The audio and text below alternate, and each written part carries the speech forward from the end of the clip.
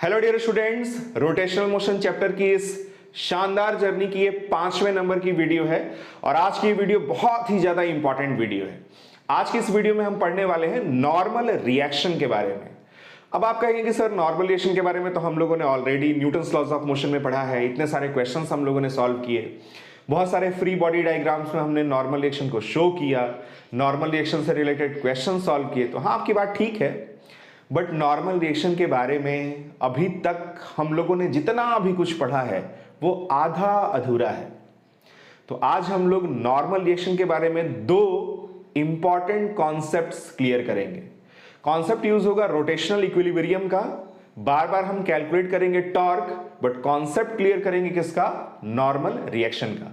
तो एक pen copy लेके बैठना, वीडियो को शुरू से लेकर लास्ट तक एक बार में जब आप पूरे कंसंट्रेशन के साथ देखेंगे तो ही आपको मैक्सिमम बेनिफिट होगा।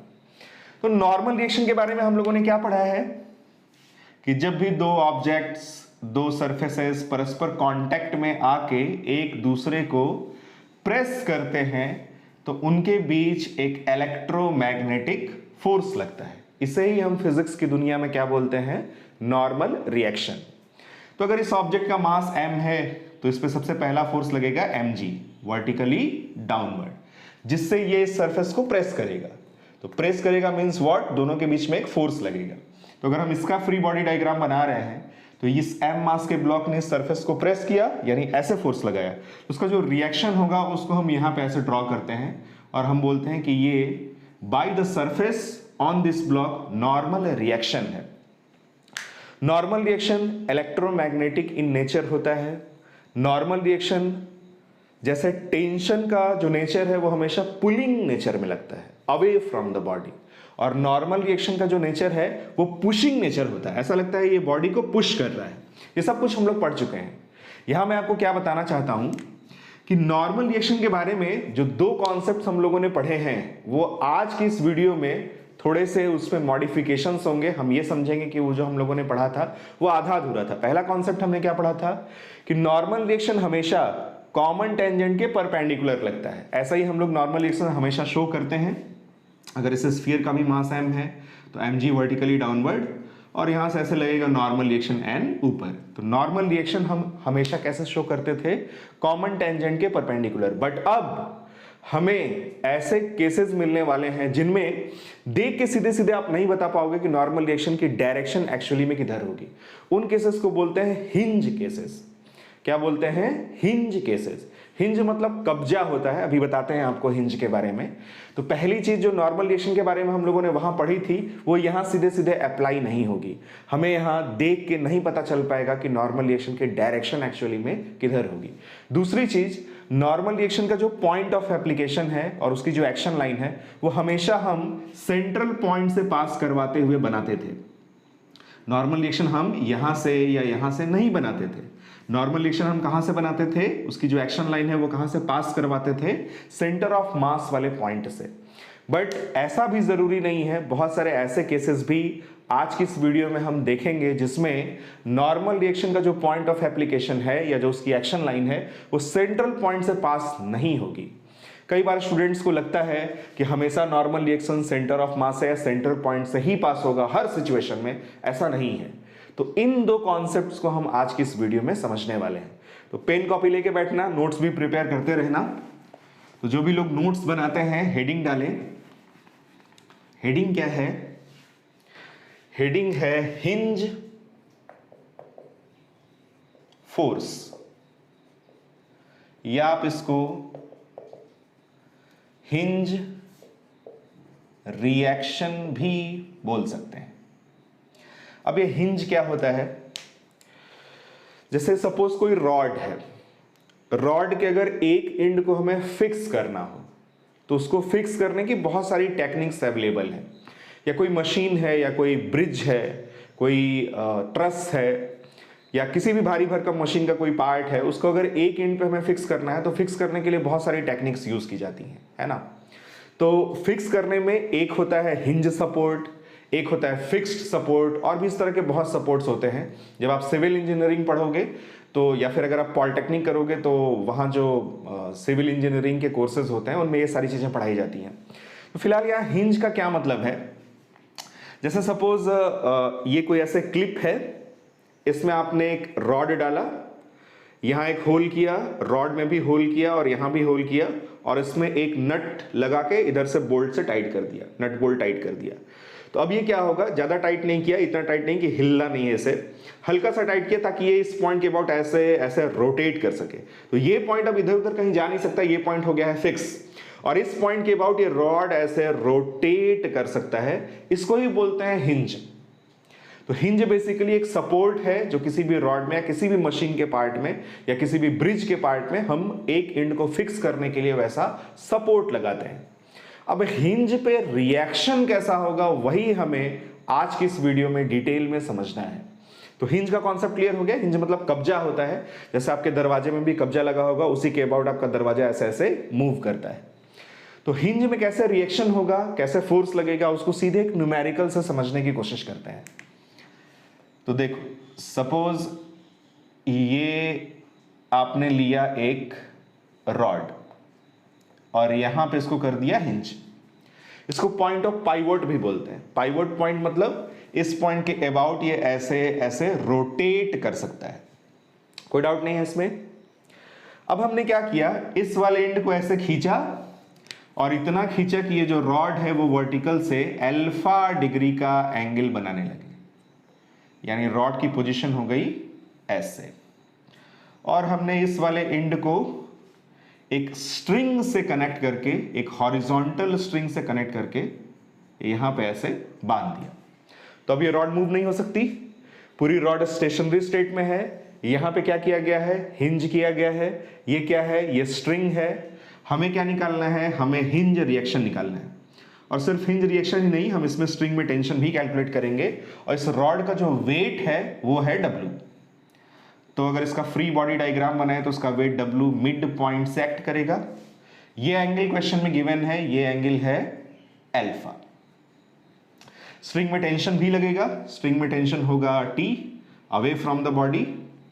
इस रॉड में वापस आने की टेंडेंसी है, तो ये वाला एंड इधर आना चाहता है, तो ये इस स्ट्रिंग को खींचेगा। तो स्ट्रिंग को खींचेगा तो उसमें टेंशन डेवलप होगा। Tension always acts away from the body. उसके बाद सोचो जरा, यहां पे रिएक्शन कैसा होगा वही हमें समझना है। क्या यहां देख के पता चल रहा है कि नॉर्मल रिएक्शन ऐसे लगेगा कि ऐसे लगेगा कि ऐसे लगेगा कि ऐसे लगेगा? नहीं पता चल रहा। इसलिए ये केस पुराने केसेस से अलग है। यहां हम सीधे सीधे देख के नहीं बता सकते कि नॉर्मल रिएक्शन की एग्जैक्ट डायरेक्शन किधर होगी या फिर उसका मैग्नीट्यूड क्या होगा। तो ऐसे केसेस में, ऐसे क्वेश्चंस में हमें क्या करना चाहिए, सोचो जरा, अगर लॉजिक से सोचें तो इस रॉड पे एक फोर्स लग रहा है, अर्थ का ग्रेविटेशनल फोर्स या इसका वेट, जो इस रॉड को नीचे खींच रहा है। तो यहां पे जो भी हम लोगों ने सेटिंग की है इस हिंज में, ये रॉड अगर नीचे जाना चाहता है तो ये हिंज पे जो भी कांटेक्ट होगा उसको ये ऐसे नीचे प्रेस करेगा, तो यहां से एक फोर्स लगेगा ऊपर। ये अगर स्टेशनरी स्टेट में है तो उसमें फोर्सेस बैलेंस भी होने चाहिए। तो हमें यहां पे रिएक्शन ऐसे लगाना है कि फोर्सेस भी क्या हो, बैलेंस हो। और एक स्ट्रिंग का टेंशन T इस रॉड को ऐसे आगे की तरफ खींच रहा है।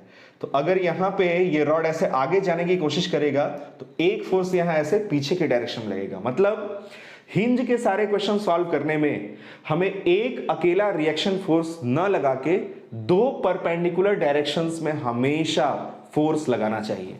एक लेंगे हिंज का रिएक्शन अलोंग x और एक लेंगे हिंज का रिएक्शन अलोंग y। अब अलोंग x में इधर भी हो सकता है, इधर भी हो सकता है, आपकी मर्जी किधर भी मान लो। अगर आप गलत भी मानोगे तो मैथमेटिक्स कुछ ही देर में आपको बताएगा कि आपने जो डायरेक्शन मानी है वो गलत है। क्यों? क्योंकि जब आप उसको सॉल्व करोगे तो उसका जो आंसर है वो नेगेटिव में आएगा, और नेगेटिव में आना ये शो करेगा कि आपकी जो डायरेक्शन है वो जस्ट अपोजिट होगी। नहीं तो अगर आप लॉजिक से सोचो तो एक टेंशन इधर लग रहा है तो एक रिएक्शन हमें यहां लगाना चाहिए। इस रिएक्शन को लिख दिया जाए NX। N1 N2 भी ले सकते हो, बट मैं हमेशा NX और NY सजेस्ट करूंगा। NX मतलब नॉर्मल रिएक्शन अलोंग X, और इस W के करस्पॉन्डिंग एक यहां नॉर्मल रिएक्शन बनाएंगे ऊपर की तरफ, इसको ले लिया जाए NY। अगर हम किसी तरह से NX कैलकुलेट कर पाए, NY कैलकुलेट कर पाए, तो नेट नॉर्मल रिएक्शन कैलकुलेट कर लेंगे, नेट हिंज फोर्स कैलकुलेट कर लेंगे। कैसे? दो परपेंडिकुलर फोर्सेस का जो रिजल्टेंट है वो कैसे निकालते हैं, root over NX square plus NY square. धीरे धीरे पढ़ेंगे, आराम से पढ़ेंगे। तो ये है इसका कंप्लीट फ्री बॉडी डायग्राम। क्या आपने सीखा, क्या नई चीज आपको मिली कि यहां पे हिंज पे रिएक्शन हमेशा दो परपेंडिकुलर डायरेक्शन में, यानी अलोंग एक्स एक हिंज रिएक्शन अलग बनाएंगे और अलोंग वाई एक हिंज रिएक्शन अलग बनाएंगे। इस x की डायरेक्शन इधर भी हो सकती है, इधर भी हो सकती है, y वाली डायरेक्शन भी ऊपर भी हो सकती है, नीचे भी हो सकती है। लेकिन थोड़ा सा अगर आप लॉजिक लगाओ तो सिंस ये रॉड इक्विलिब्रियम में है, रुका हुआ है, इसलिए इस फोर्स को बैलेंस करने वाला कोई ना कोई फोर्स होगा और इस फोर्स को भी बैलेंस करने वाला कोई ना कोई फोर्स होगा ही होगा। तो अगर टेंशन इधर है तो इट्स लॉजिकल कि आप एक नॉर्मल रिएक्शन इस डायरेक्शन में बनाओ और इसके अपोजिट एक नॉर्मल रिएक्शन आप ऊपर की डायरेक्शन में बनाओ। इसमें कोई डाउट नहीं है। अब इसको सॉल्व करते हैं। सॉल्व करने में मैंने क्या बताया था, ट्रांसलेशनल इक्विलिब्रियम की एक कंडीशन लगाते हैं और एक टॉर्क यानी कि रोटेशनल इक्विलिब्रियम का कंडीशन यूज करते हैं। तो इसमें अगर ट्रांसलेशनल इक्विलिब्रियम देखें इसका अलोंग एक्स, तो इस रॉड पे अलोंग एक्स भी फोर्सेस बैलेंस होने चाहिए और अलोंग वाई भी फोर्सेस बैलेंस होने चाहिए। तो अलोंग एक्स अगर फोर्स बैलेंस करें तो nx इज इक्वल्स टू हमें मिलेगा t। इसमें कोई डाउट नहीं है, जितना फोर्स लेफ्टवर्ड डायरेक्शन में उतना फोर्स राइटवर्ड डायरेक्शन में। और ny इज इक्वल्स टू क्या मिलेगा, ny इज इक्वल्स टू मिलेगा w। तो ny की वैल्यू सीधे सीधे हमें मिल गई क्योंकि w क्वेश्चन में गिवन डाटा है कि इस रॉड का जो वेट है वो कितना है, w। इस क्वेश्चन में यही w और ये अल्फा गिवन है, बाकी हमें टेंशन की वैल्यू, nx की वैल्यू, ny की वैल्यू या नेट नॉर्मल रिएक्शन की value in terms of w and alpha calculate करके बतानी है। तो ny की वैल्यू तो निकल गई बट nx की वैल्यू t आ रही है और t भी अननोन है, तो यानी हमें कुछ और जुगाड़ लगाना पड़ेगा। इसमें हमेशा हमें टॉर्क जो बैलेंस करते हैं हम, यानी रोटेशनल इक्विलिब्रियम का जो हम कंडीशन यूज करते हैं उसमें टॉर्क हमेशा आप इस पॉइंट के अबाउट लिया करो। 99.999999% केसेस में टॉर्क हमें किस पॉइंट के अबाउट लेना चाहिए, हिंज पॉइंट के अबाउट। तो इस पॉइंट को अगर A मान लिया जाए, O मान लिया जाए, P मान लिया जाए, तो O पॉइंट के अबाउट अब हम टॉर्क बैलेंस करने जा रहे हैं। O पॉइंट के अबाउट इसका टॉर्क क्या होगा, 0, इसका भी टॉर्क क्या होगा, 0। इसका टॉर्क मिलेगा, रॉड पे अगर ऐसे वेट लग रहा है तो ये रॉड को ऐसे ऐसे क्लॉकवाइज घुमाने की टेंडेंसी रखता है और ये जो टेंशन का फोर्स है वो इस रॉड को एंटी क्लॉकवाइज घुमाने की टेंडेंसी रखता है। तो जितना क्लॉकवाइज टॉर्क होगा इज इक्वल्स टू उतना ही एंटी क्लॉकवाइज टॉर्क होगा। तो लिखा जाए W का टॉर्क कितना होगा, फोर्स इनटू फोर्स की एक्शन लाइन की इस पॉइंट से परपेंडिकुलर डिस्टेंस, ये वाली डिस्टेंस हमें चाहिए। ये डिस्टेंस कितनी होगी, अगर रॉड की लेंथ को 2L मान लें तो ये इतना भी L और ये इतना भी L, तो ये आएगा L cos अल्फा और ये डिस्टेंस आएगी L sin अल्फा, या ये एंगल अगर अल्फा है तो ये एंगल भी अल्फा होगा।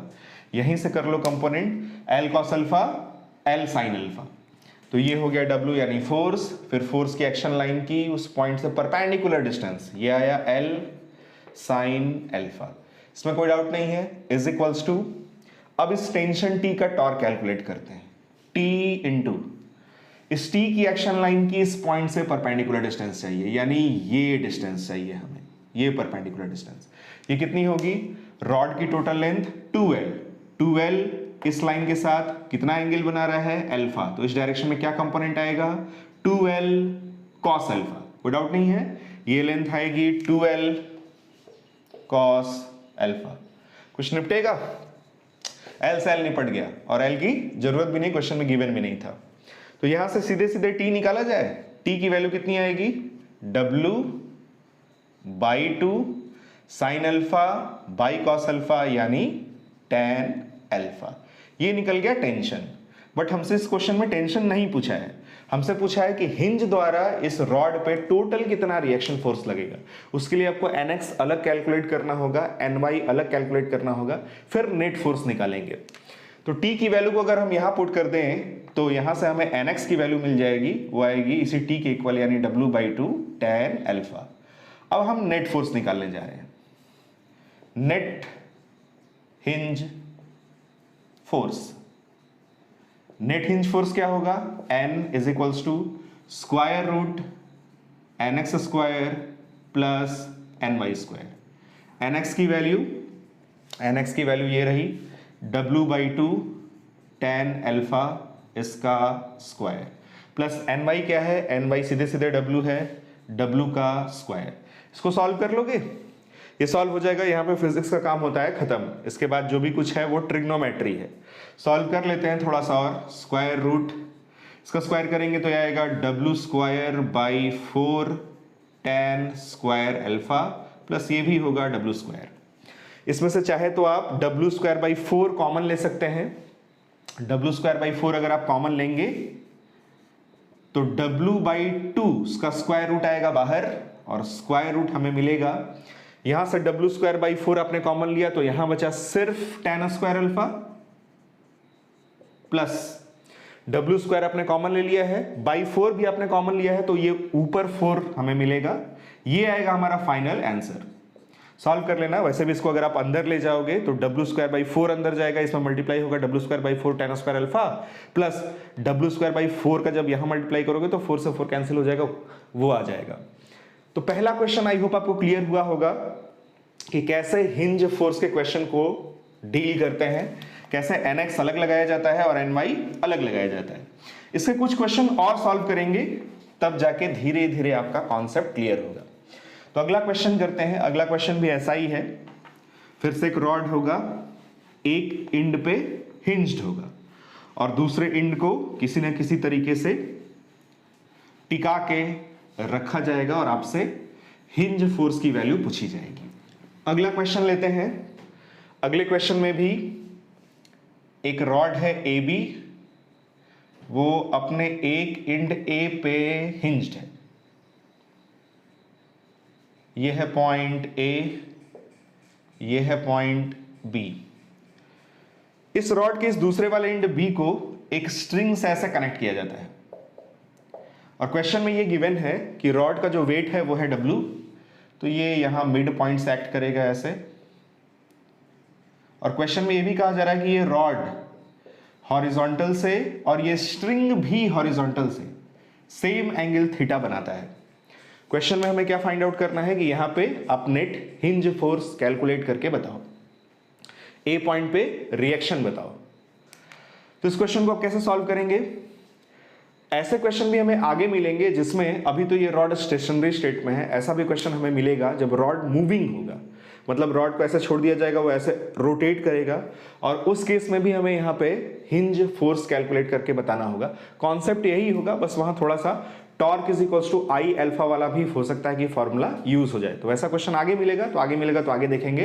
अभी फिलहाल आप सिंपल ऐसे क्वेश्चंस पे कॉन्सेंट्रेट करो जिसमें जो रॉड है वो कैसे स्टेट में होगी, स्टेशनरी स्टेट में। मैंने बोला था कि रोटेशनल मोशन एकदम धीरे धीरे प्यार से हम लोग पढ़ेंगे, बट जो भी पढ़ेंगे सॉलिड पढ़ेंगे। तो इसको सॉल्व करते हैं। इसके सॉल्व करने में पहले इसका बनाते हैं फ्री बॉडी डायग्राम। एक वेट लग गया W, यहां लगेगा स्ट्रिंग में tension away from the rod T। ये एंगल थीटा है तो ये एंगल भी होगा थीटा। T का इस डायरेक्शन में कंपोनेंट T cos थीटा, इस डायरेक्शन में component T sin theta. T cos theta की वजह से रॉड में इधर जाने की टेंडेंसी है, तो ये जो रॉड है यहां जो भी क्लिपिंग वगैरह होगी उसको वो ऐसे प्रेस करेगा तो एक रिएक्शन इधर मिलेगा। इस रिएक्शन को ले लेते हैं क्या, NX, hinge force along X या नॉर्मल रिएक्शन अलोंग X। और एक फोर्स लग रहा है W नीचे, एक लग रहा है T sin थीटा ऊपर, बट फिर भी यहां नॉर्मल रिएक्शन हमें लेना चाहिए। नॉर्मल रिएक्शन मान लेते हैं NY। हो सकता है सॉल्व करने में पॉजिटिव आए, हो सकता है सॉल्व करने पे नेगेटिव आए, या ये भी हो सकता है कि सॉल्व करने पे 0 आए। तो हमें नहीं पता तो हम NY मान लेंगे। अब वो मैथमेटिक्स हमें सॉल्व करके बताएगा कि एक्चुअली में NY की वैल्यू क्या होगी, और डायरेक्शन साइन से हमें भी मालूम चल जाएगा कि उसकी डायरेक्शन हमने सही बनाई है या नहीं। तो ये है इसका कंप्लीट फ्री बॉडी डायग्राम। अब इसमें क्या किया जाए, क्वेश्चन में पूछा क्या है कि ए पॉइंट पे टोटल हिंज फोर्स बताओ। ऑप्शन दे दें, ऑप्शन दे देते हैं। पहला ऑप्शन है W/4 √9 plus cot square theta. Option B W/16 √9 plus cot square theta. Option C W/2 √9 plus cot square theta. Option D none, यानी इनमें से कोई नहीं। तो चाहे तो आप सॉल्व कर सकते हो खुद से भी और फिर वीडियो चला के देखना कि आपका सही आंसर आया या नहीं आया। तो सबसे पहले हम इसमें ट्रांसलेशनल इक्विलिब्रियम की कंडीशन यूज करेंगे, जितना फोर्स राइटवर्ड डायरेक्शन में उतना फोर्स लेफ्टवर्ड डायरेक्शन में। तो हमें क्या मिलेगा, हमें मिलेगा nx is equals to T cos theta. इसमें कोई डाउट नहीं है। Equation number 1। उसके बाद अगर इसका वर्टिकल इक्विलिब्रियम देखें तो ऊपर की तरफ दो फोर्स लग रहा है, ny plus T sine theta. एक फोर्स यहां लगा ऊपर, एक फोर्स यहां लगा ऊपर, दोनों मिलकर जितना भी फोर्स बनाएंगे वो बैलेंस होगा किससे? W से। यहां से ny की भी वैल्यू निकाल लेते हैं, ये आएगा W minus T sine theta. कोई डाउट नहीं है इसमें। अब क्या करेंगे? अब इसमें रोटेशनल इक्विलिब्रियम का कॉन्सेप्ट यूज करेंगे। रॉड न सिर्फ रुकी हुई है बल्कि ये घूम भी नहीं रही। तो अगर ये रुका हुआ है और ना चल रहा है ना घूम रहा है तो ट्रांसलेशनल इक्विलिब्रियम में भी होगा और रोटेशनल इक्विलिब्रियम में भी होगा। तो ए पॉइंट के अबाउट इसमें बैलेंस करेंगे टॉर्क। तो ए पॉइंट के अबाउट टॉर्क देखा जाए, इसका टॉर्क 0, इसका टॉर्क 0, इसका टॉर्क 0 नहीं होगा और आएगा क्लॉकवाइज। इसमें टी साइन थीटा का टॉर्क हमें मिलेगा एंटी क्लॉकवाइज और टी कॉस थीटा का भी टॉर्क लेंगे, वो भी आएगा एंटी क्लॉकवाइज। तो एक तरफ इसका टॉर्क लिखेंगे और एक तरफ इन दोनों का टॉर्क लिखेंगे। तो पहले इसी का टॉर्क लेते हैं। तो टी साइन थीटा हो गया फोर्स। टी साइन थीटा की एक्शन लाइन की इस पॉइंट से परपेंडिकुलर डिस्टेंस में रॉड की ये पूरी लेंथ 2l ले ली जाए तो ये लेंथ हो गई l और ये लेंथ भी हो गई l। टोटल लेंथ कितनी हो गई? 2l। ये एंगल कितना बन रहा है? थीटा। तो ये आया 2l cos theta, 2l cos theta plus t cos theta का भी टॉर्क लिया जाए। फोर्स की एक्शन लाइन की इस पॉइंट से परपेंडिकुलर डिस्टेंस में ये एंगल थीटा है तो ये एंगल क्या होगा? ये भी थीटा होगा। टोटल रॉड की लेंथ 2l, ये एंगल कितना बना? थीटा। तो ये आया 2l cos थीटा, ये आएगा 2l sin theta, 2l sin theta is equals to, ये टोटल एंटी क्लॉकवाइज टॉर्क है, विल बी इक्वल टू होगा किसके? टोटल क्लॉकवाइज टॉर्क के। और क्लॉकवाइज टॉर्क कौन दे रहा है? सिर्फ एक अकेला फोर्स है, W। तो फोर्स हो गया W, फोर्स की एक्शन लाइन की इस पॉइंट से परपेंडिकुलर डिस्टेंस वो होगी L cos theta, L cos theta. कुछ कैंसिल होगा? L cos theta, L cos theta और L cos थीटा कैंसिल। यहां बचा 2t sin थीटा प्लस यहां भी बचेगा 2t sin theta is equals to, right side बचेगा केवल W। ये आएगा 4t sin theta is equals to W। यहां से t की वैल्यू हमें मिलेगी W, 4 गया नीचे, sin थीटा भी नीचे गया, उसको लिख देते हैं कोसेक थीटा। टेंशन की वैल्यू मिल गई W/4 कोसेक थीटा। बट हमें इसमें टेंशन कैलकुलेट नहीं करना है, हमें इसमें ए पॉइंट पे टोटल हिंज फोर्स कैलकुलेट करना है। उसके लिए क्या करेंगे? Total hinge force at point A, n is equals to square root nx square plus ny square. क्यों भाई? दो परपेंडिकुलर फोर्सेस का इसी तरह से रिजल्टेंट हम कैलकुलेट करते हैं। तो nx की वैल्यू कितनी है? t cos थीटा और ये है w minus T sine theta. ठीक, इसकी वैल्यूज को पुट कर देते हैं। तो n is equals to square root, या nx की वैल्यू चाहे आप अलग और ny की वैल्यू आप अलग कैलकुलेट कर लो। nx की वैल्यू कितनी आई थी? nx की वैल्यू आई थी t cos थीटा। इसमें अगर आप t की वैल्यू पुट करोगे, यहां से t की वैल्यू ये रही, तो nx की वैल्यू पहले निकाल लेते हैं, है ना। t की वैल्यू w/4 कोसेक थीटा को अगर हम 1/sin थीटा लिखें और उसमें cos थीटा से मल्टीप्लाई करें तो cos/sin ये बनेगा हमारा cot थीटा। इसमें तो कोई डाउट नहीं है, 9/10 की ट्रिग्नोमेट्री है। और ny की वैल्यू भी कैलकुलेट कर लेते हैं। ny की वैल्यू कितनी आई थी? ny की वैल्यू आई होगी w minus T sine theta. तो w माइनस टी की वैल्यू पुट करी जाए, w/4 cosec theta into sine theta. Sine theta और कोसेक थीटा एक दूसरे के रेसिप्रोकल होते हैं, कैंसिल हो जाएंगे। ये जब आप सॉल्व करेंगे तो आएगा 4w माइनस w, यानी ny की वैल्यू आ गई 3w/4। चलो अब nx भी मिल गया, ny भी मिल गया। अब इसमें टोटल नॉर्मल रिएक्शन निकालते हैं, हिंज फोर्स निकालते हैं। ये कितना होगा? √nx square plus ny square. n is equals to square root nx का स्क्वायर करें, ये आएगा w/16 cot square theta plus ny square करेंगे तो ये आएगा 9w² डिवाइडेड बाई 16। अरे वाह, w² बाई 16 कॉमन, उसका स्क्वायर रूट आएगा W/4, स्क्वायर रूट के भीतर बचेगा 9 प्लस कॉट स्क्वायर थीटा। ये होगा हमारा आंसर, यानी ऑप्शन कौन सा करेक्ट होगा? Option A. तो ये क्वेश्चन भी क्लियर हो गया। इसमें भी और भी बहुत तरह की वैरायटी पॉसिबल है, इसकी अब वैरायटीज को देखते हैं। देखो, रॉड को कई तरीके से टिकाया जा सकता है, मतलब स्ट्रिंग को किसी भी तरीके से कनेक्ट किया जा सकता है। तो उसमें अलग अलग तरह के केसेस बनेंगे, अलग अलग तरह के क्वेश्चंस होंगे, अलग अलग तरह के फिगर होंगे, पर सॉल्व करने का जो बेसिक टेक्निक है, बेसिक कॉन्सेप्ट है, वो एक जैसा होगा। जैसे अभी हम लोगों ने क्या किया था कि रॉड को ऐसे हिंज किया एक पॉइंट ए पे, इस वाले एंड को ऐसे भी स्ट्रिंग से कनेक्ट करके इक्विलिब्रियम में इसको लाया जा सकता है, या ऐसा भी हो सकता है कि रॉड एक पॉइंट पे ऐसे हिंज्ड हो, दूसरे वाले एंड से जो स्ट्रिंग है वो ऐसे कनेक्ट किया जाए। ऐसा भी क्वेश्चन हम लोगों ने सॉल्व किया। ऐसा भी हो सकता है कि ये स्ट्रिंग इस तरीके से हो, एकदम वर्टिकल। ऐसा भी हो सकता है कि जो रॉड है वो नीचे यहां इस पॉइंट पे ऐसे हिंज हो, और इसका जो दूसरा एंड है वो ऐसे स्ट्रिंग से कनेक्ट करके इसको इक्विलिब्रियम में रखा जाए। ऐसा भी क्वेश्चन बन सकता है। ऐसा भी क्वेश्चन बन सकता है कि यहां पे रॉड ऐसे हिंज किया गया है, ये रॉड है ए बी, किस पॉइंट पे हिंज्ड है? ए पॉइंट पे।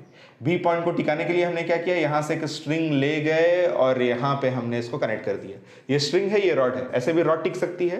तो अलग अलग तरह के इसमें केसेस बन सकते हैं, बट सबको सॉल्व करने का जो बेसिक कॉन्सेप्ट है वो एक ही होगा। चलो इस पे एक दो क्वेश्चन और कर लेते हैं ताकि अच्छे से कॉन्सेप्ट क्लियर हो जाए, कॉन्फिडेंस आ जाए कि हाँ सर अब ऐसे क्वेश्चन से डर नहीं लगता, अब ऐसा क्वेश्चन हम खुद भी सॉल्व कर सकते हैं और दूसरों को भी समझा सकते हैं कि इस तरह के क्वेश्चन कैसे सॉल्व होंगे। तो एक क्वेश्चन कैसा ले लिया जाए? एक क्वेश्चन ऐसा ले लेते हैं। नीचे हमने क्या किया, एक रॉड को ऐसे हिंज कर दिया। ये रॉड है हमारी ए बी। बी पॉइंट पे हमने क्या किया, एक वर्टिकल स्ट्रिंग लगाई इस तरह से, और वर्टिकल स्ट्रिंग को यहां ऐसे कनेक्ट कर दिया। अब आपसे कहा जा रहा है कि आप इस ए पॉइंट पे टोटल हिंज फोर्स बताओ। क्वेश्चन में ये एंगल गिवन है थीटा, इसका वेट है W, बस इतना ही क्वेश्चन में गिवन है। Theta and W is given. यहां पे हमें टोटल हिंज फोर्स कैलकुलेट करके बताना है। तो इसका फ्री बॉडी डायग्राम बनेंगे। इस पे स्ट्रिंग में टेंशन होगा T ऊपर की डायरेक्शन में, और W लगेगा वर्टिकली डाउनवर्ड डायरेक्शन में। अब देखो ध्यान से, यहां पे अगर हमें हिंज फोर्स लगाना है तो एक फोर्स लगाएंगे, मैंने क्या बताया था, दो परपेंडिकुलर डायरेक्शन में हमेशा फोर्सेस बनाते हैं। एक फोर्स लगाया आपने इधर NX और एक फोर्स आपने लगाया इधर NY। सोचो जरा, क्या इस रॉड को इस डायरेक्शन में या इस डायरेक्शन में कोई फोर्स खींच रहा है? इस W की एक्शन लाइन वर्टिकली डाउनवर्ड है और इस T का भी जो एक्शन लाइन है वो वर्टिकली अपवर्ड है, यानी इस रॉड पे जो भी फोर्सेस लग रहे हैं वो अलोंग Y है। तो सिंस ये रॉड अगर इक्विलिब्रियम में है, रुकी हुई है, तो उस पर फोर्सेस अलोंग X बैलेंस होने चाहिए। तो जब इस पे along x कोई फोर्स ही नहीं है, इट मींस ये along x ऑलरेडी बैलेंस है। इस पे दो फोर्स लग रहे हैं, एक W और एक T, जो कि along y डायरेक्शन में। तो अगर along y डायरेक्शन में फोर्सेस हैं केवल, along x डायरेक्शन में कोई फोर्स है ही नहीं, तो आप ये NX क्यों बना रहे हो? ये NX क्यों लगेगा? इस रॉड में सिर्फ या तो ऊपर या नीचे जाने की टेंडेंसी होगी, तो यहाँ पे जो भी जिस भी चीज के ये कांटेक्ट में होगा उसको ये सिर्फ ऊपर या नीचे प्रेस करेगा। तो हॉरिजॉन्टल डायरेक्शन में सिंस यहाँ कोई प्रेसिंग नेचर नहीं है, इसलिए आपको ये NX नहीं मानना चाहिए। और अगर आप NX बनाते भी हो तो आप लिखोगे for equilibrium total force along x must be 0, यानी सीधे सीधे NX की वैल्यू हमें मिलेगी यहां से 0। और दूसरा इक्वेशन क्या होगा? दूसरे इक्वेशन में NY ऊपर प्लस T ऊपर इज इक्वल्स टू W नीचे। ये हुआ हमारा इक्वेशन नंबर 2। उसके बाद हम इसमें टॉर्क बैलेंस करेंगे। टॉर्क बैलेंस करने में किस पॉइंट के अबाउट टॉर्क लिया जाता है? इस पॉइंट के अबाउट। इस पॉइंट के अबाउट अगर टॉर्क देखें तो इस NY का टॉर्क 0, NX तो लग ही नहीं रहा। इसका जो टॉर्क है वो आएगा क्लॉकवाइज और इसका जो टॉर्क है वो आएगा एंटी क्लॉकवाइज, इसमें कोई डाउट नहीं है। तो W का टॉर्क कितना होगा? W इंटू स्ट्रिंग नहीं, रॉड की ये लेंथ L मान ली जाए, ये भी लेंथ L मान ली जाए, मैंने रॉड की टोटल लेंथ 2L ले ली जाए। तो ये L है, ये एंगल थीटा हो रहा है। तो इस W की एक्शन लाइन की इस पॉइंट से परपेंडिकुलर डिस्टेंस कितनी होगी? L cos theta. L cos theta is equals to T into T की एक्शन लाइन की इस पॉइंट से परपेंडिकुलर डिस्टेंस वो कितनी होगी, वो आएगी 2l cos थीटा। इसमें कोई डाउट नहीं है, 2l cos थीटा। तो इसमें l से l कैंसिल, cos थीटा से cos थीटा भी कैंसिल। यहां से t की वैल्यू हमें मिलेगी w/2। t की वैल्यू यहां पुट कर देते हैं, ny plus w/2 is equals to w। यहां से ny की वैल्यू मिलेगी w minus w/2 that is w/2। यानी स्ट्रिंग में जो टेंशन होगा वो भी रॉड के वेट का आधा होगा, और यहाँ पे जो नॉर्मल रिएक्शन लगेगा वो भी इस रॉड के वेट का आधा होगा। तो ये क्वेश्चन भी मैंने करवा दिया जिससे आपको ये रियलाइज हो कि हमेशा जरूरी नहीं कि nx की और ny की दोनों की वैल्यू हमें मिले। ऐसा भी हो सकता है कि एक की वैल्यू हमें 0 मिले, बट कॉन्सेप्ट वही होगा। दो परपेंडिकुलर डायरेक्शन में हमेशा नॉर्मल रिएक्शंस बनाएंगे और उसके बाद थोड़ा सा एनालिसिस करने पे ही आपको समझ में आ जाएगा कि उनकी डायरेक्शंस क्या होनी चाहिए या उसमें से कोई 0 होगा या नहीं होगा। इस पे एक क्वेश्चन और कर लेते हैं, एक क्वेश्चन और कर लेते हैं। ये बहुत इंपॉर्टेंट क्वेश्चन है, बहुत अच्छा क्वेश्चन है। यहां पे हमने एक रॉड को हिंज किया। रॉड की पोजीशन कैसे है, हॉरिजॉन्टल। रॉड कैसा है, रॉड है हॉरिजॉन्टल पोजीशन में। इस पॉइंट को मान लेते हैं ए पॉइंट, इस पॉइंट को मान लेते हैं बी पॉइंट। बी पॉइंट से हमने एक स्ट्रिंग कनेक्ट कर दी और ये एंगल बना दिया अल्फा। रॉड का वेट है W, कहां से एक्ट करेगा, मिड पॉइंट से, किधर, वर्टिकली डाउनवर्ड। इस तरह से ये पूरा सिस्टम इक्विलिब्रियम में है। यहां भी हमें क्या करना है, यहां भी हमें हिंज फोर्स निकालना है, टोटल हिंज फोर्स। तो इसको खुद से ट्राई करो, निकालो पेन कॉपी, सॉल्व करो। इसका फ्री बॉडी डायग्राम बनाए तो एक तो फोर्स हमने लगाई दिया है, स्ट्रिंग में टेंशन लगेगा away from the rod T, उसका एक कंपोनेंट आएगा इधर, कितना होगा T cos अल्फा। जैसा ही इस T cos अल्फा का फोर्स आपने लगाया, यानी रॉड इधर जा रहा है, इधर जा रहा है, तो ये यहां ऐसे इस हिंज वाले मैकेनिज्म पे ऐसे ये प्रेस करेगा। तो यहां से एक फोर्स आपको तुरंत बनाना चाहिए, ये होगा हमारा NX और उसकी डायरेक्शन इस डायरेक्शन में होगी। और दूसरा जो फोर्स होगा, मतलब कंपोनेंट होगा टेंशन का, वो किधर आएगा, ये आएगा T sin alpha vertically upward direction में। और वर्टिकली अपवर्ड डायरेक्शन में दो फोर्सेस हैं, एक W है और एक T sin अल्फा है। जनरली इसकी वैल्यू ज्यादा होती है, इससे हमने सिर्फ इसको टिका रखा है, तो इस पर अभी भी नेट फोर्स नीचे ही लगेगा। तो एक रिएक्शन यहां हमें ऊपर बनाना चाहिए, NY। जैसा कि मैंने पहले ही बताया है, सॉल्व करने पे ये पॉजिटिव भी आ सकता है, नेगेटिव भी आ सकता है, 0 भी आ सकता है, और ये होगा फाइनल नॉर्मल रिएक्शन। इस फाइनल नॉर्मल रिएक्शन का चाहे तो आप हॉरिजॉन्टल से एंगल भी कैलकुलेट कर सकते हो, tan theta is equals to ny divided by nx वाला फॉर्मूला यूज करके, बट वो आप तभी लगा पाओगे जब आप nx अलग और ny अलग कैलकुलेट करोगे। ये है इसका कंप्लीट फ्री बॉडी डायग्राम। अब इसमें हम इस पे फोर्सेस बैलेंस करते हैं, तो अलोंग x अगर इसमें हम फोर्सेस बैलेंस करें तो nx इज इक्वल्स टू क्या मिलेगा, nx इज इक्वल्स टू मिलेगा T cos अल्फा। ये आया इक्वेशन नंबर 1। वैसा ही अगर वर्टिकल डायरेक्शन में फोर्सेस बैलेंस करें तो ny ऊपर की डायरेक्शन में, T sin अल्फा ऊपर की डायरेक्शन में, इज इक्वल्स टू W। यहां से हमें ny की वैल्यू मिलेगी W minus T sin alpha. इसमें कोई डाउट नहीं है।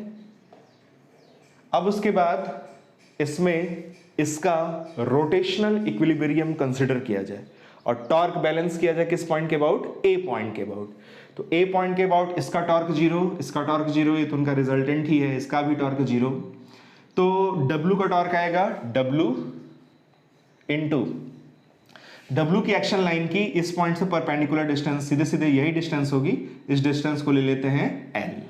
तो W into L is equals to, अब इसमें इस T cos अल्फा का भी आप ध्यान से देखो, इसकी भी एक्शन लाइन इसी पॉइंट से पास हो रही है। तो इसका टॉर्क 0, इसका टॉर्क 0 और इसका टॉर्क 0, इन दोनों का टॉर्क लें या इसका टॉर्क लें, एक ही बात है। ये तो मैंने बाद में बनाया था, फोर्स तो NX और NY ही हमने लगाया था। NX का टॉर्क 0, NY का टॉर्क 0, इस T cos अल्फा का भी टॉर्क 0, सिर्फ W का टॉर्क आएगा क्लॉकवाइज और इस T sin अल्फा का टॉर्क आएगा एंटी क्लॉकवाइज। तो T sin अल्फा फोर्स हो गया, फोर्स की एक्शन लाइन की इस पॉइंट से परपेंडिकुलर डिस्टेंस सीधे सीधे रॉड की लेंथ होगी, और रॉड की लेंथ कितनी है, 2L। कुछ कैंसिल होगा, L से L कैंसिल, वैसे भी क्वेश्चन में L गिवन नहीं था। तो यहां से t की वैल्यू हमें मिलेगी W/2 साइन अल्फा। ये आ गया टेंशन। अब इस टेंशन की वैल्यू को अगर हम यहां पुट कर दें तो यहां से हमें nx की वैल्यू मिलेगी, कितनी होगी, t which is W/2 sine alpha into cos alpha. तो यहां से nx की वैल्यू मिल गई W/2 इंटू कॉट अल्फा। ये आ गया हमारा nx।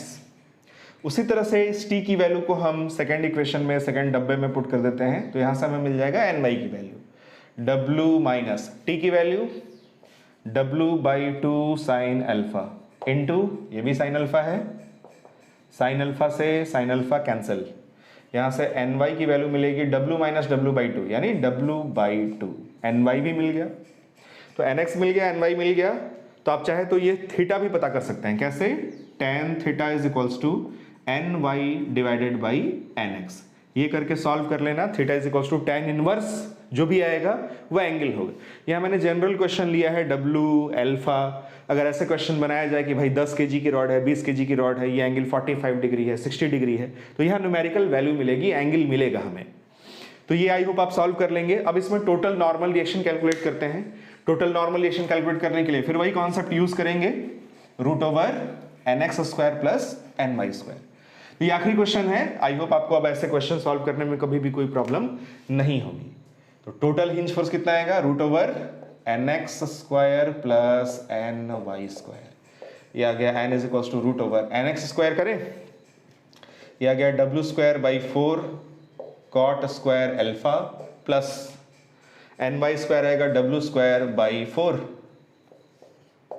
W²/4 कॉमन, तो W²/4 अगर हम कॉमन ले लें तो बचेगा cot² अल्फा प्लस 1, और cot² alpha plus 1 cosec² alpha होता है क्या, cot² अल्फा प्लस 1 क्या होता है, cosec² अल्फा। तो ये हो जाएगा हमारा normal reaction √W²/4 into cosec² alpha, और प्यारा सा स्क्वायर रूट निकलेगा W/2 इंटू कोसेक अल्फा, या आप ऐसे भी लिख सकते हो W/2 इंटू साइन अल्फा। ये आया हमारा फाइनल आंसर। तो इसमें कोई डाउट नहीं है, अब इस तरह के क्वेश्चन आप सॉल्व कर लोगे इजीली। रॉड को कहीं भी किसी भी पोजीशन में रख दिया जाए और स्ट्रिंग को कभी भी किसी भी पोजीशन में कनेक्ट करके रॉड को टिका दिया जाए, ऐसे क्वेश्चन आई होप अब आपसे सॉल्व हो जाएंगे। तो अब आगे बढ़ते हैं। अब मैं आपको बताता हूं नॉर्मल रिएक्शन की एक्शन लाइन और पॉइंट ऑफ एप्लीकेशन के बारे में। तो अब आप हेडिंग डालो शिफ्टिंग ऑफ नॉर्मल। बेसिकली ये टॉपिक रोटेशनल मोशन में आगे हमें एक टॉपिक मिलेगा जिसको बोलते हैं टॉपलिंग। उसको समझने के लिए पहले समझना पड़ता है। टॉपलिंग का मतलब होता है लुढ़कना। जैसे जब आप आज खाना खाना तो आपके सामने ग्लास रखा होगा, खाली ग्लास ले लेना, भरा ग्लास नहीं, या फिर जग ले लेना और उस पर ऐसे ऊपर की डायरेक्शन में फोर्स लगाना। तो आप देखोगे हल्का सा फोर्स लगाने पे ये नहीं लुढ़कता, बट अगर फोर्स की वैल्यू आप बढ़ाते जाओ तो एक स्थिति ऐसी आती है जब ऐसा लुढ़क जाता है। इसी को टॉपलिंग बोलते हैं। और उसी टॉपलिंग के कॉन्सेप्ट को समझने के लिए, उसकी कंडीशंस को समझने के लिए शिफ्टिंग ऑफ नॉर्मल वाला कॉन्सेप्ट क्लियर करना जरूरी है। तो write down the next heading which is shifting of normal reaction. इसमें सबसे पहले समझते हैं कि पहले हम लोगों ने क्या पढ़ा था। पहले हमने क्या पढ़ा था कि अगर m मास का कोई भी ऑब्जेक्ट है तो mg लगाते थे हम ऐसे, जो एकदम सेंट्रल पॉइंट या सेंटर ऑफ ग्रेविटी से पास करती थी, और नॉर्मल रिएक्शन भी हम यहीं से पास करवाते थे n, और इक्विलिब्रियम में होता था तो हम लिखते थे n is equals to mg। इस पॉइंट के अबाउट अगर हम टॉर्क देखें तो इसका भी टॉर्क जीरो, इसका भी टॉर्क जीरो। ये ट्रांसलेशनल इक्विलिब्रियम में भी है, ये रोटेशनल इक्विलिब्रियम में भी है, कहीं कोई प्रॉब्लम नहीं है।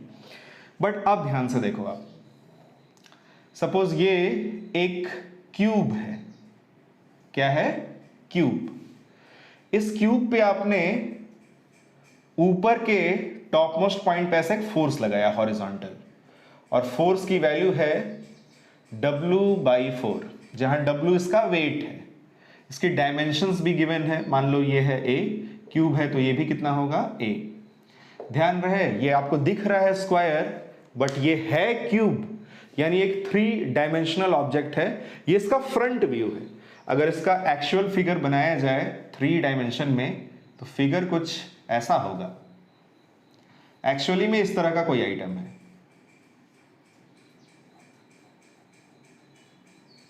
क्लियर हो गया? ये है इसका सेंट्रल पॉइंट, यहां से एक्ट करेगा वेट W, यहां पे एक फोर्स लगाया जा रहा है ऐसे, F is equals to W/4। अब इसमें बहुत ही ध्यान से देखना, क्वेश्चन में ये गिवन है कि यहां सफिशिएंट रफनेस है, और बहुत ही ध्यान से सुनना, यहां क्वेश्चन में क्या गिवन है कि जो सरफेस है वो सफिशिएंट रफ है। सफिशिएंट रफ है इसका मतलब कि इस फोर्स को लगाने पे इसमें कोई भी टॉपलिंग नहीं होती। ऐसा नहीं होता कि हम यहां पे ऐसे फोर्स लगाएंगे तो इस पॉइंट के अबाउट ये ऐसे उठ जाएगा, ऐसा नहीं होगा। हल्का सा अगर फोर्स लगाया जाए तो ये नहीं उठेगा, या आप अपने टेबल पे भी एक साइड से अगर ऊपर से ऐसे फोर्स लगाओगे तो ऐसा नहीं कि टेबल पलट जाएगा। तो वैसा क्वेश्चन है, वैसा केस है कि यहाँ पे जो रफनेस है वो सफिशिएंट है। तो सोचो जरा, अगर हम इसके इक्विलिब्रियम के बारे में सोचें और ये हमारे रेस्पेक्ट में अगर परफेक्टली रेस्ट स्टेट में है तो ये ट्रांसलेशनल इक्विलिब्रियम में भी होना चाहिए और रोटेशनल इक्विलिब्रियम में भी होना चाहिए। तो ट्रांसलेशनल इक्विलिब्रियम में कब होगा? जब इस पे लगेगा एक वेट W और उसके करस्पॉन्डिंग लगेगा एक नॉर्मल रिएक्शन ऊपर।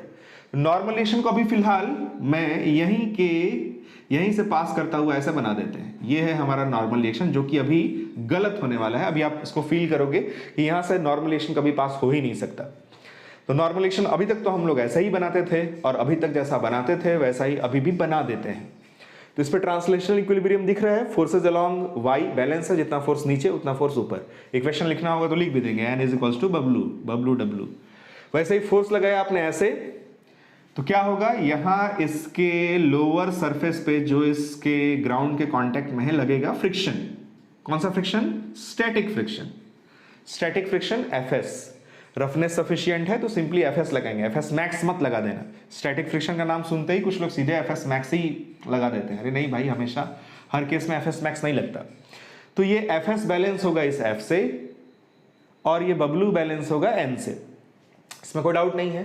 तो ट्रांसलेशनल इक्विलिब्रियम की कहानी तो ठीक है, बट अब रोटेशनल इक्विलिब्रियम के बारे में सोचा जाए। और रोटेशनल इक्विलिब्रियम में इस पे मैंने बताया था कि अगर कोई भी ऑब्जेक्ट रोटेशनल इक्विलिब्रियम में है तो उस पर जितने भी फोर्सेस लग रहे हैं उनका जो भी टॉर्क है वो हर एक पॉइंट के अबाउट बैलेंस मिलेगा, हर एक पॉइंट के अबाउट टॉर्क 0 होगा। तो अगर हम इस सेंट्रल पॉइंट के अबाउट सारे फोर्सेस का टॉर्क देखें, अगर हम इस सेंट्रल पॉइंट के अबाउट सारे फोर्सेस का टॉर्क देखें तो W का टॉर्क 0, नॉर्मल रिएक्शन आपने यहीं से पास कराया है तो उसका भी टॉर्क 0। अब इस फोर्स का जो टॉर्क है वो आएगा क्लॉकवाइज और इस फोर्स का जो टॉर्क है वो भी आएगा क्लॉकवाइज। तो ये भी इसको क्लॉकवाइज घुमाएगा, ये भी इसको क्लॉकवाइज घुमाएगा, तो दोनों का जो टॉर्क का सेंस है वो सेम है। तो क्या कभी दो सेम सेंस के टॉर्क अगर किसी भी ऑब्जेक्ट पे लग रहे हो तो क्या वो कभी रोटेशनल इक्विलिब्रियम में रह सकता है? नहीं रह सकता है। रोटेशनल इक्विलिब्रियम में तब रहता है कोई भी ऑब्जेक्ट जब एक का टॉर्क क्लॉकवाइज आता है तो दूसरे का टॉर्क उसको बैलेंस करने के लिए अपोजिट सेंस में लगता है। यहां क्या हो रहा है कि इसका टॉर्क और इसका टॉर्क का सेंस सेम है, इसलिए कभी भी ये रोटेशनल इक्विलिब्रियम में रह ही नहीं सकता। बट हम तो ये देख रहे हैं, क्वेश्चन में तो ये गिवन है कि ये रोटेशनल इक्विलिब्रियम में है, इसका मतलब कहीं ना कहीं कुछ ना कुछ गड़बड़ है। तो ये तो क्वेश्चन में ही फोर्स लगा है, इसको तो हम चेंज कर नहीं सकते। ये जो स्टैटिक फ्रिक्शन है वो तो सरफेस पे ही लगेगा, जहां दोनों सरफेसेस कांटेक्ट में होते हैं वहीं फ्रिक्शन लगेगा। इसकी जो एक्शन लाइन है, पॉइंट ऑफ एप्लीकेशन है, वो इधर उधर से पास नहीं हो सकती। जो वेट W है वो भी सेंटर ऑफ ग्रेविटी या सेंट्रल पॉइंट पे ही लगेगा, इसका भी पॉइंट ऑफ एप्लीकेशन चेंज नहीं हो सकता। कुछ अगर चेंज होगा यहाँ पे तो क्या होगा, ये नॉर्मल रिएक्शन चेंज होगा। अब आप कहोगे सर नॉर्मल रिएक्शन चेंज क्यों होगा? देखो इस पे जब आप ऐसे फोर्स लगाओगे ना तो ये इस पॉइंट के अबाउट ऐसे उठने की कोशिश करेगा, तो क्या होगा, यहां पे जो इसका प्रेसिंग नेचर है वो डिक्रीज होगा और यहां पे जो इसका प्रेसिंग नेचर है वो इंक्रीज होगा। अगर हम ऐसे प्रेसिंग नेचर को बनाएं तो ऐसे नॉर्मल कंडीशन में हर जगह प्रेसिंग नेचर सेम होता है। अगर इसको हम ऐसे छोटे छोटे टुकड़ों से मिलकर बना हुआ माने तो सारे टुकड़े सरफेस को सेम फोर्स ऐसे प्रेस करते हैं, तो इनका जो फाइनल वैल्यू आता है वो हम यहां बनाते हैं नॉर्मल रिएक्शन। यहां पे क्या होगा, जैसे आप यहां पे ऐसे फोर्स लगाओगे तो ये ऐसे उठने की कोशिश करेगा, टॉपल करने की कोशिश करेगा। तो यहां नॉर्मल रिएक्शन कम होगा और जैसे जैसे आप आगे जाओगे वैसे वैसे नॉर्मल रिएक्शन की वैल्यू क्या होगी, बढ़ेगी। तो इनका जो अब रिजल्टेंट है वो अब सेंट्रल पॉइंट से पास नहीं होगा। आप देख सकते हो इधर की फोर्स की वैल्यूज ज्यादा है, तो अब नॉर्मल रिएक्शन यहां से कहीं से पास होगा। और अगर टॉर्क के पर्सपेक्टिव में भी सोचें तो नॉर्मल रिएक्शन जब हमने ये आइडेंटिफाई कर लिया कि बीच से नहीं जाएगा, तो बीच से नहीं जाएगा तो या तो इधर से जाएगा या तो इधर से जाएगा। तो या तो इधर से जाएगा नॉर्मल रिएक्शन या फिर इधर से जाएगा नॉर्मल रिएक्शन। इन दोनों केसेस को भी अगर हम चेक करें तो ये केस भी गड़बड़ है। क्यों? क्योंकि इस पॉइंट के अबाउट इसका टॉर्क 0, रोटेशनल इक्विलिब्रियम में है बॉडी, तो सारे फोर्सेस का टॉर्क बैलेंस होना चाहिए। इसका टॉर्क क्लॉकवाइज, इसका टॉर्क भी क्लॉकवाइज, और नॉर्मल रिएक्शन अगर आपने यहां बनाया तो इसका भी टॉर्क क्लॉकवाइज ही आएगा। तब तो तीनों मिलकर इसको घुमाएंगे और ये कभी भी रोटेशनल इक्विलिब्रियम में नहीं रह पाएगा। तो जब भी नॉर्मल रिएक्शन लगेगा वो इस डायरेक्शन में लगेगा, यानी यहां से आप मान सकते हो ऐसे एक्स डिस्टेंस पे लगेगा, ताकि क्या हो कि इस पॉइंट के अबाउट इन दोनों का जो टॉर्क क्लॉकवाइज आ रहा था उसको इसका एंटी क्लॉकवाइज टॉर्क बैलेंस कर सके। समझ गए इसमें नॉर्मल रिएक्शन की कहानी? पहला चीज क्या सीखने को मिला कि नॉर्मल रिएक्शन जरूरी नहीं है कि हमेशा सेंट्रल पॉइंट से ही पास हो। और यहां अगर हम एनालाइज करें तो हमें यह भी समझ में आ रहा है कि नॉर्मल रिएक्शन इधर शिफ्ट होगा। कितना मान लिया जाए? x। अब इस x की वैल्यू निकाल लेते हैं। तो ये इतनी कहानी क्लियर हो गई आपको। एक्चुअली में ऐसा फिगर होगा, फ्रंट व्यू से ऐसा बनाया गया है, ये पहले की कहानी थी। अब इसमें अगर हम ट्रांसलेशनल इक्विलिब्रियम की बात करें तो जितना फोर्स ऊपर उतना फोर्स नीचे, यानी N इज इक्वल्स टू होगा W, जितना फोर्स आगे उतना फोर्स पीछे, यानी Fs की वैल्यू होगी W/4। अब इसमें रोटेशनल इक्विलिब्रियम की बात करते हैं। देखो रोटेशनल इक्विलिब्रियम में टॉर्क कहां के अबाउट बैलेंस करना चाहिए? इस तरह के क्वेश्चंस में 99.9999% केसेस में टॉर्क आपको बैलेंस करना चाहिए हमेशा सेंट्रल पॉइंट के अबाउट। अभी तो ये रुका हुआ है तो कोई प्रॉब्लम नहीं है, जब ये चलने लगेगा ना, अभी अगला क्वेश्चन करवाते हैं, उसमें अगर आप इस पॉइंट के अबाउट कहीं और के अबाउट टॉर्क निकालने की कोशिश करोगे तो उसमें फिर आपको सूडो फोर्स का भी कॉन्सेप्ट यूज करना पड़ेगा।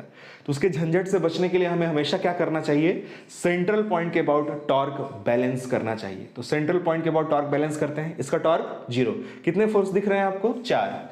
इसका हो गया टॉर्क 0, इसका टॉर्क क्लॉकवाइज, इसका टॉर्क भी आएगा क्लॉकवाइज, और इसका टॉर्क आएगा एंटी क्लॉकवाइज। तो टोटल पहले क्लॉकवाइज टॉर्क लिख लेते हैं।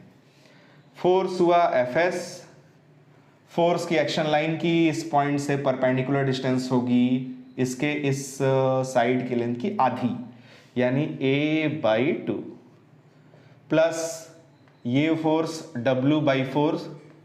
W/4 इंटू इसकी एक्शन लाइन की इस पॉइंट से परपेंडिकुलर डिस्टेंस, ये डिस्टेंस होगी, ये भी होगी a/2 is equals to normal reaction n, और इसकी एक्शन लाइन की इस पॉइंट से परपेंडिकुलर डिस्टेंस हमने माना है कितना? x। एक तरह से x ही हमें निकालना है कि भाई नॉर्मल रिएक्शन भगा तो कितना भगा, कहां गया वो, x कितना होगा, कितना दूर शिफ्ट हुआ। Fs की वैल्यू पुट कर दें। Fs की वैल्यू हम लोगों ने निकाली थी W/4 into a/2 plus W/4 into a/2 is equals to nx। तो कितना होगा जी? WA/8 दोनों को जोड़ेंगे तो आएगा WA/4 is equals to nx, और n की भी वैल्यू पुट कर दी जाए, n की भी वैल्यू W है, n की भी वैल्यू रख देते हैं, तो W से W कैंसिल, फाइनली यहां से x की वैल्यू मिलेगी a/4, यानी a उसका आधा a/2, उसका भी आधा a/4, यहां से कहीं से एकदम यहां से, यानी इसके ठीक बीच से, यहां से ये नॉर्मल रिएक्शन पास होगा। फिलहाल ये नॉर्मल रिएक्शन की पहली कहानी आपको क्लियर हुई, वेरी गुड। अब इसकी दूसरी कहानी देखते हैं, दूसरा क्वेश्चन देखते हैं कि और कैसे कैसे नॉर्मल रिएक्शन चेंज हो सकता है, इसका पॉइंट ऑफ एप्लीकेशन बदल सकता है। अब अगला क्वेश्चन देखते हैं। इस क्वेश्चन में सरफेस परफेक्टली स्मूथ है। अभी हम लोगों ने जो सरफेस लिया था वो रफ था, तो वहां फ्रिक्शन भी लग रहा था। यहां चलो सरफेस को परफेक्टली स्मूथ कर देते हैं। तो ये एक सरफेस है, म्यू इज इक्वल्स टू क्या है? 0। फिर से वैसा ही क्यूब रखा है, ये आपको फ्रंट व्यू दिखाया जा रहा है। इस क्यूब की डायमेंशंस वंस अगेन गिवन है a, और ये भी a है, वैसे इसका जरूरत नहीं पड़ेगा। फिर इस पे ऐसे टॉप मोस्ट पॉइंट पे हॉरिजॉन्टल डायरेक्शन में एक फोर्स लगाया जा रहा है, इस फोर्स की वैल्यू है, कितना ले लें, W/2 ले लेते हैं, जहां W क्या है, इसका वेट है। पहले ये बताओ कि ये ऑब्जेक्ट इस फोर्स के लगाने से क्या रेस्ट स्टेट में रह पाएगा? नहीं, क्योंकि सरफेस कैसा है, परफेक्टली स्मूथ है। फोर्स लगाओगे तो ये ऐसा एक्सेलरेट होगा, ये आगे जाएगा, पर बीच में ही कहीं फोटो खींच के आपको दिखाया जा रहा है कि ऐसे ऐसे फोर्सेस लगेंगे। फिर इसमें बताना है कि नॉर्मल रिएक्शन इस सेंट्रल वर्टिकल लाइन से कितना दूर आगे शिफ्ट होगा।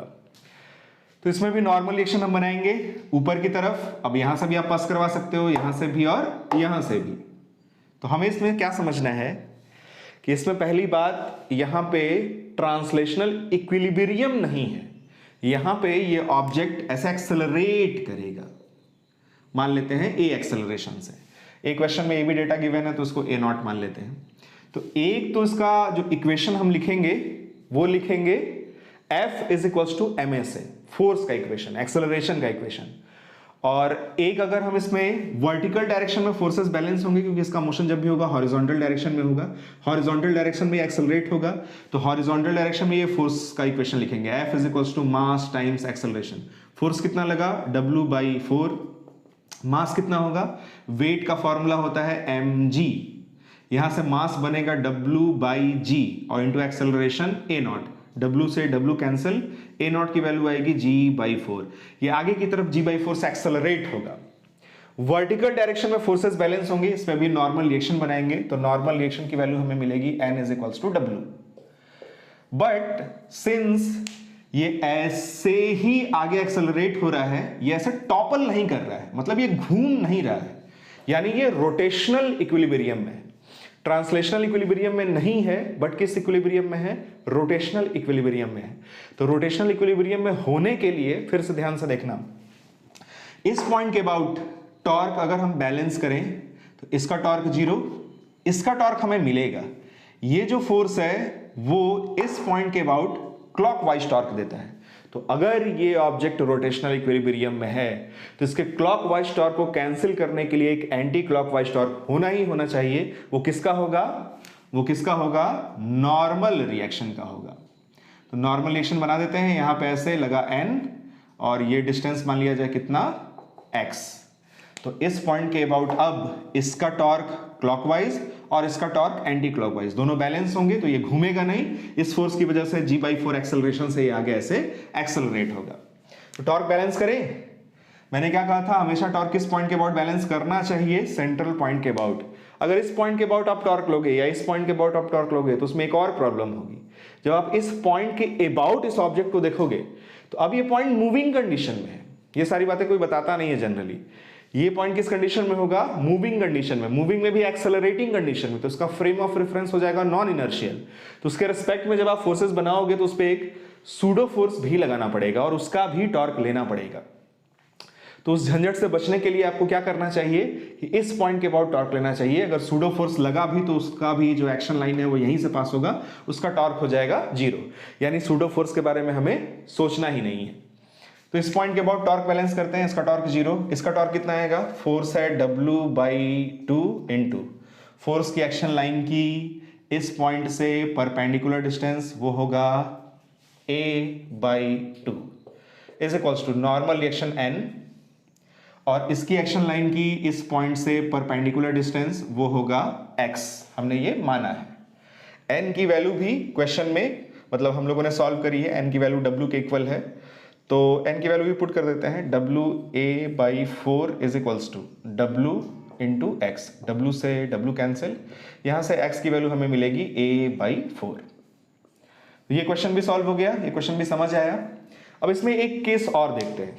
सोचो जरा, ये जो सरफेस है, इस सरफेस को वंस अगेन रफ किया जाए और इसको थोड़ा सा झुका दिया जाए, टेढ़ा कर दिया जाए। उस केस में नॉर्मल रिएक्शन भी शिफ्ट होगा। कैसे शिफ्ट होगा उसको समझते हैं, और इसी से फिर टॉपलिंग का कॉन्सेप्ट निकल के आएगा। ये एंगल है थीटा, इस पे आपने रखा वंस अगेन एक क्यूब का ये फ्रंट व्यू है। ऐसे अगर हम क्यूब को देखें तो ये 3 डायमेंशनल फिगर होगा इसका। एक लगेगा इस पे वेट सेंट्रल पॉइंट से वर्टिकली डाउनवर्ड, इस पे इस वेट का जो कंपोनेंट है ये एंगल थीटा, तो ये एंगल भी होता है हमारा थीटा। जो एंगल दो लाइंस के बीच बनता है वही उनके परपेंडिकुलर लाइंस के भी बीच बनता है, हजारों बार बता चुके हैं।